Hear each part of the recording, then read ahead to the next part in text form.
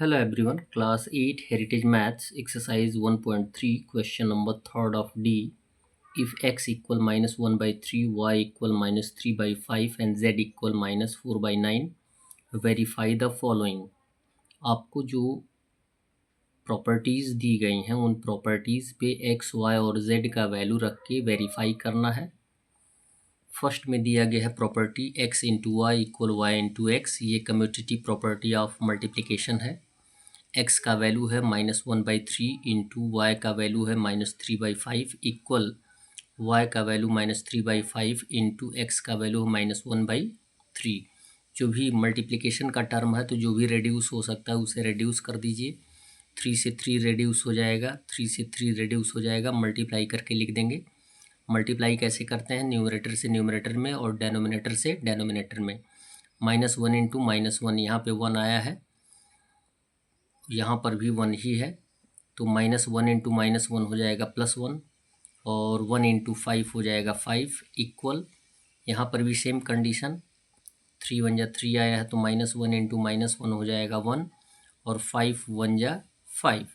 यहाँ पे ये दर्शाया गया है कि LHS और RHS इक्वल है, तो हमने वेरीफाई कर दिया कि बाय दिस प्रॉपर्टी ये टर्म सही है।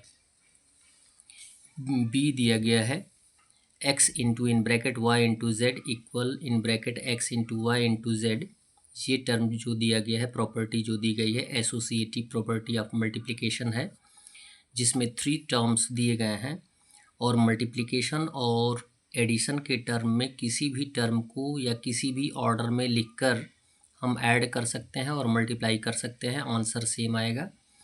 x का वैल्यू रख देंगे -1/3 इंटू ब्रैकेट में लिखेंगे y का वैल्यू -3/5 इंटू z का वैल्यू है -4/9, ब्रैकेट क्लोज करके इक्वल का सिंबल देंगे, जैसा है वैसे सेम टू सेम लिखेंगे। ब्रैकेट में x का वैल्यू -1/3 इंटू y का वैल्यू -3/5, ब्रैकेट क्लोज कर देंगे, इंटू z का वैल्यू -4/9। अब एट फर्स्ट हमें ब्रैकेट को सॉल्व करना है, ये क्लियर है। तो 3 से 9 को हम रिड्यूस कर सकते हैं, 3 1 जा 3, 3 3 जा 9, और यहाँ भी सेम टर्म यानी RHS और LHS दोनों में अगर मल्टीप्लिकेशन का टर्म है, ब्रैकेट को सॉल्व करना है तो देख सकते हैं 3 से 3 को रिड्यूस कर देंगे, 3 1 जा 3 एंड 3 1 जा 3। अब मल्टीप्लाई करेंगे तो ब्रैकेट क्या हो जाएगा, हट जाएगा, और ब्रैकेट के पहले जो भी टर्म होगा वो सेम टू सेम लिख लिया जाएगा। -1/3 का -1/3 इंटू -1 से -4 में मल्टीप्लाई कर देंगे तो 4 आ जाएगा, -1 इंटू -4 हो जाएगा +4, बाई हो जाएगा 5 इंटू 3 15 इक्वल, यहाँ पर भी सेम कंडीशन है, रिड्यूस कर दिया हमने। अब मल्टीप्लाई कर सकते हैं, -1 इंटू -1 1 हो जाएगा और 1 से 5 में मल्टीप्लाई करेंगे 5 आएगा, इंटू का सिंबल है, इंटू का सिंबल देंगे, -4/9 लिख लिया जाएगा।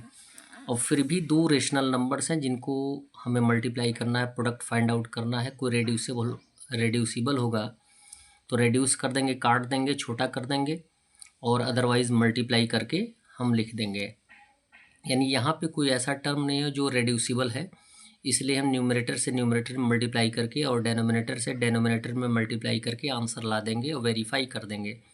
-1 इंटू 4 हो जाएगा -4 और 3 15 जब 45 इक्वल 1 इंटू -4 बाई 5 9 जब 45।